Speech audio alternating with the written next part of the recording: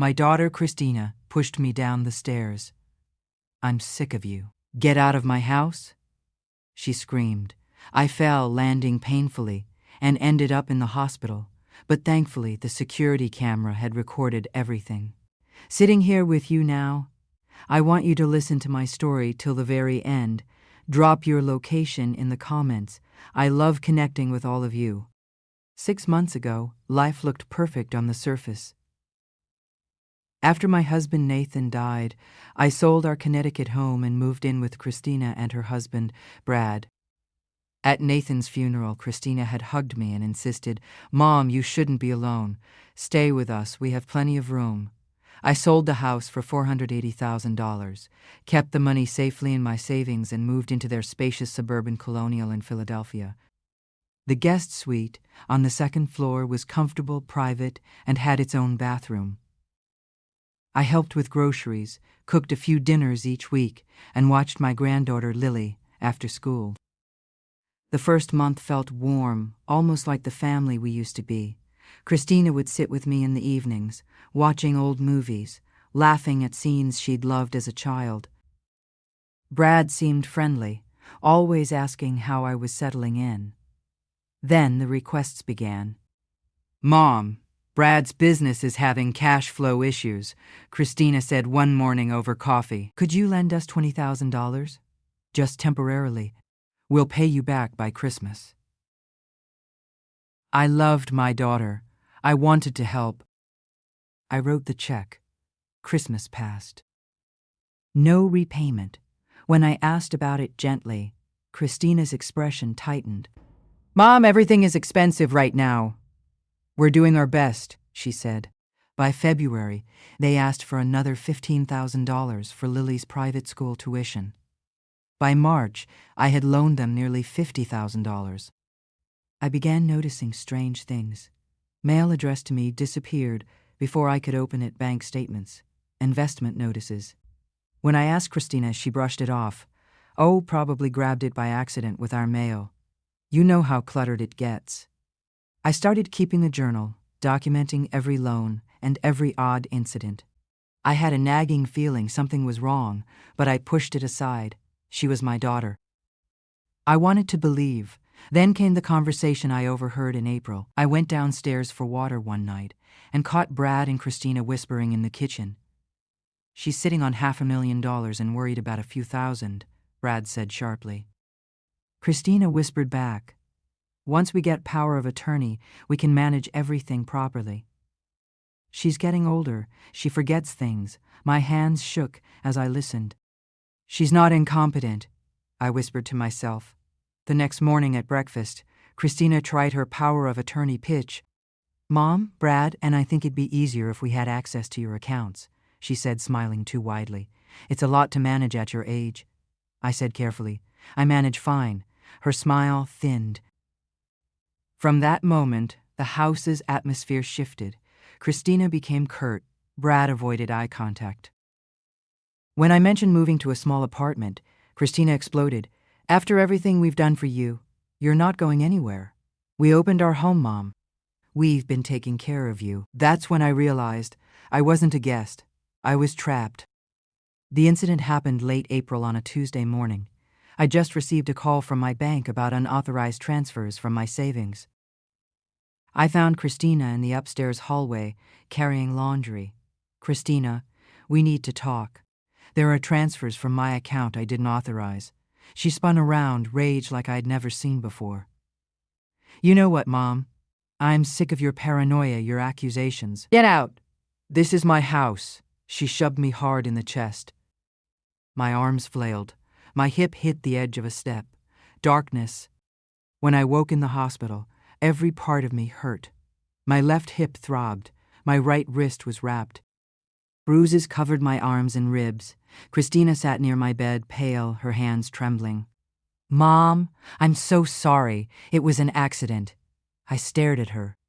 She was lying, fabricating a story for the nurses and doctors. Alone with her, she hardened.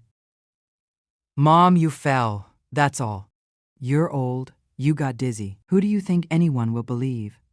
A confused elderly woman or her devoted daughter?" My blood ran cold. I thought of the security cameras. They haven't been working, she lied again. Alone in that hospital bed, I tallied my losses, nearly $50,000, lent and never returned, my sense of safety gone, trust shattered. Fear washed over me. But beneath it, cold clarity began to grow. Rage. My daughter had pushed me, stolen from me, tried to gaslight me. And she thought I'd accept it because I was old. She was wrong. 40 years as a legal secretary had taught me one thing. Documentation matters. Systems protect rights. And most importantly, I wasn't powerless. Once I recovered enough to leave the hospital, I returned to Christina and Brad's house, though everything had changed.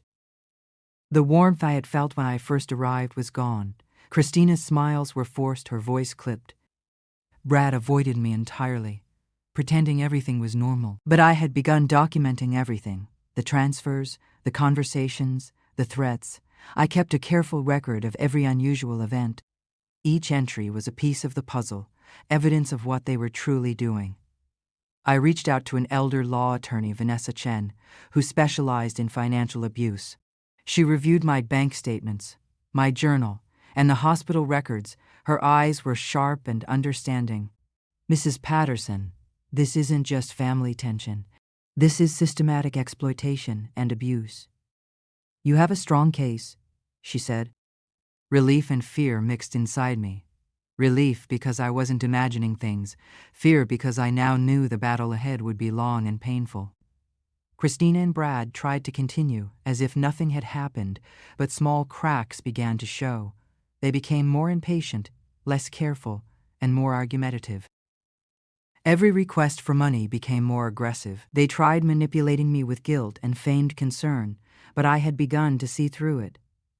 I no longer responded with love. I responded with caution, documentation, and boundaries. The first step Vanessa advised was to confront them formally, with evidence in hand. I needed to show them that I was aware of every transfer, every disappearance of mail, every manipulation. One evening, I called Christina to the dining room, my notebook open on the table. "Christina, Brad, I need to talk about these withdrawals and transfers," I said calmly, though my heart pounded. I went line by line, every transaction accounted for. Brad's face turned red, Christina's hands trembled. They tried excuses, diversion, and blame. But the facts were laid bare. I realized then that this confrontation wasn't just about money. It was about asserting my dignity, reclaiming my life, and protecting my granddaughter, Lily. I could no longer let fear dictate my decisions. My life, my savings, my safety, these were non-negotiable. That night, I felt a strange combination of exhaustion and empowerment. I knew the road ahead would be difficult, but for the first time in months, I felt that I had taken back a small piece of control over my life. By April, the tension in the house had grown unbearable. I kept noticing things disappearing. Letters, bills, and investment statements, and whenever I asked Christina, she waved it off, claiming it was just the clutter or her mistake. But I had overheard conversations I couldn't ignore. One night, hidden in the hallway shadows, I heard Christina and Brad speaking in the kitchen. "She has $500,000 in savings. A few thousand here and there won't matter," Brad said sharply. Christina whispered, "Once we get power of attorney, we can manage everything. She's getting older. She forgets things." My blood ran cold. I wasn't incompetent. I whispered to myself, my heart pounding. I began preparing quietly, documenting every incident in a journal, every conversation, every suspicious activity. I wanted a record that was clear and undeniable. My hands shook as I wrote, but I knew this was my protection. I also started reaching out to Vanessa Chen more frequently. Discussing what steps I could take legally. The thought of confronting them made me anxious, but I understood I could no longer wait. My safety, my money, and my dignity were at stake. Then came the morning I dreaded. I received a call from my bank about unusual activity on my account, large transfers I hadn't authorized. I needed to confront Christina immediately. I found her upstairs carrying laundry. Christina, we need to talk about my bank account. There are transfers I didn't authorize, I said firmly. She ignored me at first, but when I persisted, her face twisted with anger. Mom, I'm sick of this. Sick of your paranoia and accusations. You've been nothing but a burden. Get out of my house. She shoved me hard in the chest, and I stumbled backward, my body hitting the stairs. The crack of my hip against the edge of a step sent waves of pain through me. Darkness swallowed me. When I woke in the hospital, the nurse informed me I had a fractured hip, a broken wrist, and a concussion. Christina hovered nearby, tears streaming down her face, pretending it was an accident. But I knew the truth. My own daughter had pushed me. The fear and betrayal were overwhelming, yet beneath them, a cold clarity began to form. I was no longer just afraid. I was enraged. My daughter had tried to steal from me and manipulate me into believing I was incompetent, but she was wrong. I had spent 40 years understanding the law, documentation, and rights. I was ready to fight. The hospital room felt cold, sterile, and isolating. I lay there, taking inventory of everything I had lost, my independence, my sense of safety, nearly $50,000 I had loaned, and the trust I had placed in my daughter. But with each wave of fear came a sharper edge of determination. I realized I couldn't allow this betrayal to go unchallenged. Christina's lies, her manipulation, and Brad's involvement had crossed a line. I needed proof, and I had it: the security cameras. It is. I asked the nurse to step out so I could speak with Christina alone. When we were alone, Christina's expression hardened. Mom, you fell. That's what happened. You're old. You got dizzy. If you say otherwise, who would believe you? A confused elderly woman, or your devoted daughter. Her voice dripped with control, but I stood my ground. The cameras, I said. The front door security cameras, they captured everything. She hesitated, a flicker of panic crossing her face, then tried another lie. The cameras haven't been working for weeks. Brad was going to fix them. I saw the deception in her eyes. Lying there, I realized this wasn't just about money. It was about control, manipulation, and betrayal. From someone I had trusted most, the rage inside me sharpened, transforming into a clear resolve. I knew my legal knowledge, my experience as a secretary, and my documentation could protect me. I would not allow fear or dependency to silence me. I had a plan, and I would see it through. For the first time since moving into their home, I felt a strange, powerful clarity. Christina had underestimated me, and that would be her mistake. After that conversation, the atmosphere in the house changed. Christina became colder, her words sharp and dismissive, and Brad avoided any meaningful interaction with me. I began documenting everything: every unusual bank transfer, every incident of missing mail, every manipulative conversation. Each entry in my journal strengthened my resolve. I knew I had to be careful, but I also knew I couldn't ignore the truth any longer. By early May, the financial situation became even clearer. Large amounts were disappearing from my savings without my consent. When I confronted Christina again, her anger flared. Mom, you're imagining things, she said, her voice rising. But I had proof now: dates, amounts, and patterns. I realized the full extent of the betrayal. They weren't just asking for help. They were systematically taking what was mine, treating me as an obstacle rather than a mother. The realization hit me like a cold wave. I had been careful, loving, and trusting, yet my own child had turned against me.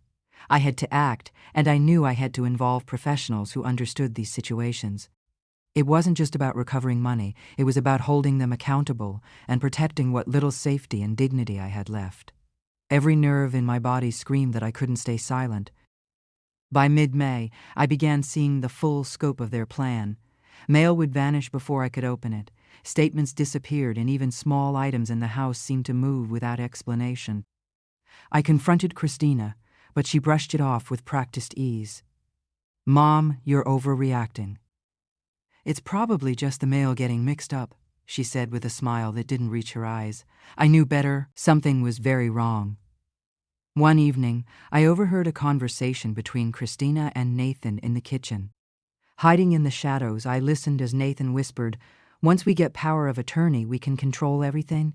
She's too old to manage her accounts properly." Christina responded softly but with unmistakable intent, "Yes, we just need to be patient. She'll comply if we keep things subtle." My heart sank. They weren't asking for loans anymore. They were plotting to take everything I had, my independence and my peace of mind. I went to bed that night with hands trembling. The betrayal cut deeper than any physical pain I had ever known. I realized that love wasn't what I had been experiencing. It was manipulation masked as care. I needed to protect myself, my finances, and my dignity. That night, rage and clarity merged. I would no longer be passive. I would fight, not just for money, but for justice and for the right to live without fear in my own life. The following morning, Christina brought up the subject of power of attorney again, trying a different tactic. "Mom, we just want to help manage things for you. It's a lot to keep track of, at your age," she said over breakfast, her tone casual, almost innocent. I held my fork tightly, forcing calm into my voice. "I manage fine on my own. Thank you." Her smile tightened, eyes flicking to Nathan, as if to gauge his reaction. "Of course, Mom. But wouldn't it be nice not to worry?" She pressed, trying to make it seem like concern rather than control. I felt the walls closing in. The house no longer felt like a home. The air between us was tense, and the warmth I had once felt during our movie nights vanished. Even Nathan avoided eye contact, silently supporting Christina's scheme. I began documenting everything, meticulously. Every request for money, every suspicious disappearance of mail or documents, every unsettling conversation I overheard. My journal became my lifeline, a way to prove the reality I lived in, even if they tried to rewrite it as paranoia. Tensions escalated further when I mentioned looking for a small apartment of my own. Christina's reaction was explosive. "After everything we've done for you, you're leaving," she shouted, her voice echoing through the house. "We opened our home. We've been taking care of you." I held my ground, calm but firm. "I appreciate that, but I have the right to live independently if I choose." That was the moment I realized I wasn't a guest. I was trapped, their golden cage hiding the true intention behind their so-called care. The morning Christina shoved me down the stairs was one I will never forget. I had just received a call from my bank about unusual transfers from my savings account, amounts I hadn't authorized. My heart pounded as I went upstairs to confront her. "Christina, we need to talk about my bank account." "There are transfers," I said firmly. She barely looked at me, brushing off my concern. "Not now, Mom," she replied. No, I insisted, my voice rising. "Someone has been accessing my account without my permission." Her expression changed instantly. Rage twisted her features. "You know what, Mom? I'm sick of this. Sick of your paranoia, your accusations. You've been nothing but a burden. Get out. This is my house." She shoved me with all her strength. I fell backward, arms flailing, hitting the edge of the stairs. The pain exploded through my hip and wrist as darkness overtook me. When I awoke in the hospital, everything hurt. My left hip throbbed, my right wrist was wrapped, and bruises covered my arms and ribs. The nurse leaned over me. "Mrs. Patterson, you've been unconscious for 6 hours. You have a fractured hip, a broken wrist, and a concussion. You were lucky it wasn't worse." Christina hovered nearby, her face pale, her voice falsely gentle. "Mom? Oh my God. Mom, I'm so sorry. It was an accident. You lost your balance." I stared at her, realizing the betrayal. My own daughter had pushed me, and now she was weaving lies to protect herself. After that morning in the hospital, I began to piece everything together. Christina and Nathan had been exploiting me financially for months, and now she had physically attacked me. I kept a journal of every loan, every suspicious transaction, and every unsettling incident. I documented how mail addressed to me went missing, how my bank statements disappeared, and how my own daughter tried to convince me I was imagining things. Every entry reinforced the painful truth. I wasn't being paranoid. I was being manipulated and harmed by the person I had trusted most in the world. I also started noticing patterns in their behavior. Nathan's sharp tone in private conversations, Christina's sudden cheerfulness, followed by bursts of anger, and the way they tried to control access to my money, all signs I had missed at first. My anger grew quietly beneath the surface, but it was sharp and clear. I realized that I needed to act, not out of vengeance, but to protect myself and my remaining dignity. One evening, as I reviewed my journal, I overheard a conversation that changed everything. From the shadows of the hallway, I heard Nathan say, "She has $500,000 in savings. We just need power of attorney, and we can control everything." Christina whispered, "If we're patient, she'll slip up. Just keep track of everything and document the incidents." My blood ran cold. They were planning to take complete control over my life and finances. I felt fear, but underneath it, a steely resolve began to form. I knew what I had to do. The next morning, at breakfast, Christina's cheerfulness felt forced, brittle. "Mom, we need to talk about something important," she said, stirring her coffee. "Nathan and I think it would be easier if we had power of attorney over your accounts, just to help manage things. It's a lot to keep track of at your age." I looked at her carefully and said, "I manage just fine." Her smile thinned. "Of course you do, but wouldn't it be nice not to worry about it?" I didn't answer. The house, once warm and welcoming, now felt cold and tense.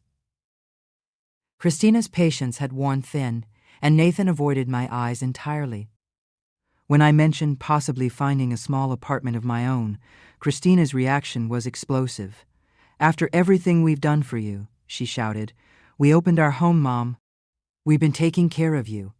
I tried to respond calmly, "I appreciate that. But..."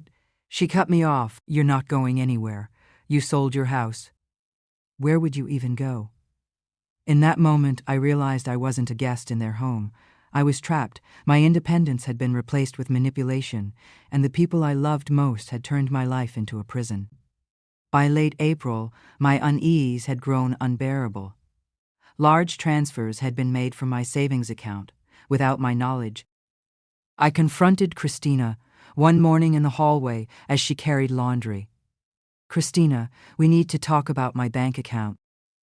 There are transfers I didn't authorize." She spun around, her face contorted with rage. "You know what, Mom? I'm sick of this. Sick of your paranoia, your accusations. You've been nothing but a burden. Get out. This is my house."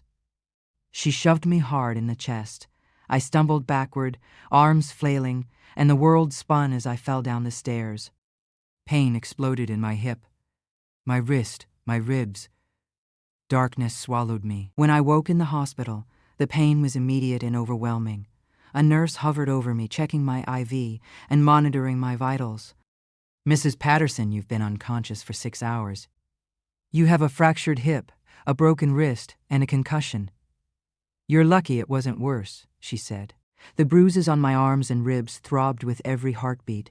Christina sat quietly in the corner, her face pale, her hands fidgeting.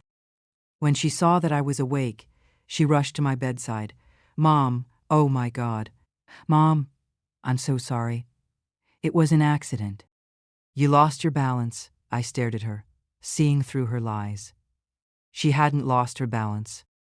She hadn't lost her balance. She had pushed me. I asked the nurse to leave, needing to speak with Christina alone. Once the door closed, Christina's demeanor shifted again. "Mom, listen carefully. You fell. That's what happened. You're old. You got dizzy. If you say anything different, who will they believe? You with a head injury, or your devoted daughter?" My blood ran cold. This wasn't the child I had raised. This was a stranger wearing her face. I asked about the security cameras, hoping for proof, but she lied. "The cameras haven't been working for weeks. Nathan keeps meaning to fix them." "There's no footage, Mom. She couldn't even meet my eyes." Alone in that hospital bed, I stared at the ceiling, taking stock of everything I had lost. The money I had lent, nearly $50,000, was gone.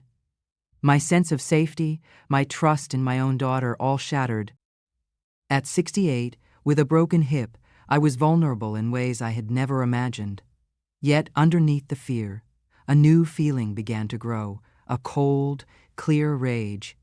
My daughter had betrayed me, stolen from me, and tried to manipulate me, and she thought I would simply accept it because I was old, dependent, and alone. She was wrong. I had spent 40 years as a legal secretary. I knew how the system worked. Documentation mattered. Rights could be protected. And most importantly, I would fight. Over the next few days in the hospital, I started organizing my evidence. Every bank statement, every unusual transaction, every small incident I had noted in my journal became part of a clearer picture. Nathan and Christina thought they had silenced me, but I was preparing to fight back. With Margaret Chen, my elder law attorney, guiding me, I filed reports with the police and the bank, ensuring there was a documented trail of everything. Christina tried to charm the hospital staff, weaving her devoted daughter story, but I remained calm, knowing the truth was mine to tell. The staff noticed her anxiety and her disingenuous concern for me. Once I returned home from the hospital, I realized how unsafe my own life had become. Christina and Nathan had access to my finances, my mail, and my personal information. I changed every password, contacted the bank to freeze accounts, and made arrangements to have my mail sent directly to my attorney's office. Each step I took reminded me of how violated I had been, but it also reinforced my determination. I was not going to be a victim. Meanwhile, Nathan tried to justify their actions when I confronted him over the phone. "Mom, it's just money." We were struggling. "You understand, right?" he pleaded. I felt nothing but anger. Money stolen under the guise of care and love was still theft, and they would answer for it. I knew pursuing legal action would be long, exhausting, and painful, but I also knew it was the only way to reclaim my dignity, my security, and my rights. This was not just about money. It was about justice, accountability, and standing up for myself as a woman who had spent her life carefully building her life and savings. The case finally moved forward, and the courtroom felt heavier than I had imagined. Christina and Nathan had hired a high-powered attorney, confident they could twist the narrative, but I had everything documented: the bank records, the journal entries, and the hospital reports. Margaret Chen coached me for every possible question.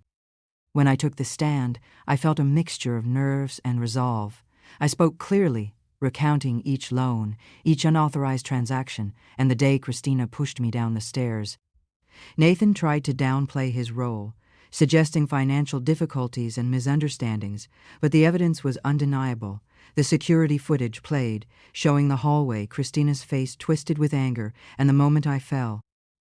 There was no question in anyone's mind about what had happened. Even Nathan's voice on the recording, threatening and coercive, exposed his true intentions. The jury's expressions shifted with each piece of evidence. Seeing what I had endured, it wasn't easy to relive the pain, the betrayal and the fear, but telling my story in that courtroom was a quiet triumph. I realized then that I wasn't just fighting for myself. I was standing for all elders who had been manipulated, abused, or silenced. Each juror's attentive gaze reminded me that my truth mattered. By the third day, it was evident that the tide had turned. Christina and Nathan's confident facade was crumbling, their excuses hollow against the weight of the documented truth. I spoke of my granddaughter Lily carefully, explaining how she had been caught in the crossfire, never to use her as leverage, but to show the human cost of their actions. Margaret Chen had prepared me well, and I remained composed, letting the evidence, the recordings, and my testimony speak louder than any emotion or argument they tried to inject. Justice was no longer a distant hope. It felt within reach.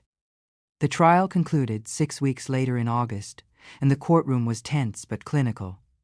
Christina and Nathan had replaced their attorney with a more aggressive one, trying to portray me as vengeful and Christina as a stressed caregiver. But the jury had already seen the evidence, the videos, the bank records, Nathan's threats, and my own testimony. When the verdict was read, guilty on all counts, Christina collapsed into sobs, while Nathan sat frozen, staring straight ahead. There was no satisfaction in their suffering, only the quiet relief that justice had finally been served. The sentencing hearing came 2 weeks later. Judge Warren, seasoned and unflinching, addressed them directly. Christina received 3 years for assault and financial exploitation, with parole possible after 18 months. Nathan was sentenced to 4 years for financial exploitation, conspiracy and violation of a protective order, with no early parole. They were ordered to pay full restitution of $73,000 plus $40,000 in damages and legal fees, a total of $113,000. Their assets, including their house, were placed under lien until payment was complete, and a permanent restraining order was issued. Any claims to my inheritance were forfeited. I stood in court and looked at Christina. I hope you use your time to understand what you did, not to me, but to Lily. That's your legacy, I said calmly. I walked out without looking back, leaving behind the fear, betrayal, and anger that had weighed me down for so long. 6 weeks later, the restitution was paid, and I moved into a small, comfortable apartment in Wilmington, Delaware. Far enough from my past life, but close enough to remain connected. My space was mine alone, filled with sunlight, books, and plants. I volunteered, joined a book club, took watercolor classes, and did gentle yoga. I was finally free.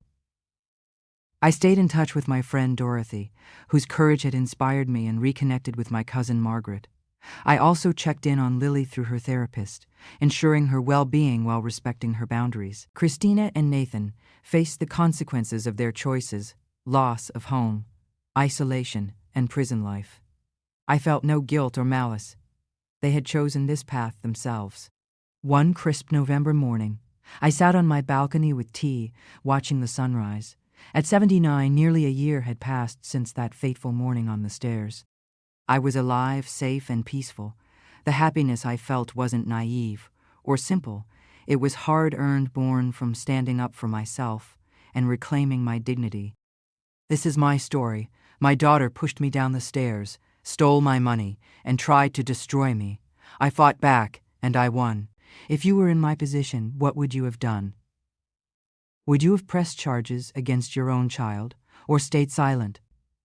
Share your thoughts in the comments below. If my story resonated with you, please subscribe to this channel.